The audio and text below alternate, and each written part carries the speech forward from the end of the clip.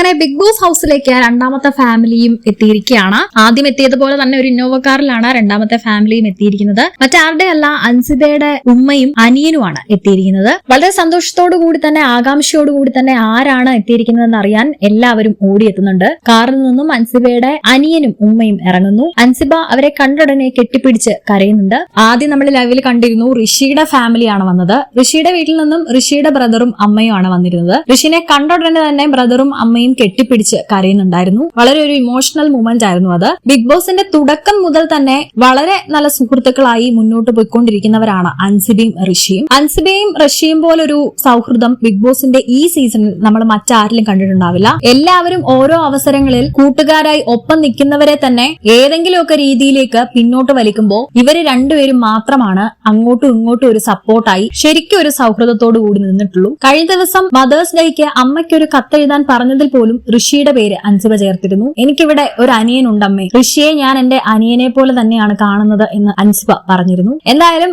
ഇവരുടെ രണ്ടുപേരുടെയും ഫാമിലിയാണ് ഇന്ന് ബിഗ് ബോസ് ഹൗസിനകത്ത് വന്നിരിക്കുന്നത്. ഫാമിലി വന്നു കഴിഞ്ഞാൽ ഇവരോട് എന്തൊക്കെ കാര്യങ്ങൾ പറയുന്നു, ഹൗസ്മേറ്റ്സിൽ ഉണ്ടാവുന്ന മാറ്റങ്ങൾ എന്തൊക്കെ എന്നെല്ലാം നമുക്ക് നോക്കാം. കൂടുതൽ അപ്ഡേറ്റ്സിനായി ചാനൽ സബ്സ്ക്രൈബ് ചെയ്യൂ. നിങ്ങളുടെ അഭിപ്രായം കമന്റ് ചെയ്യൂ.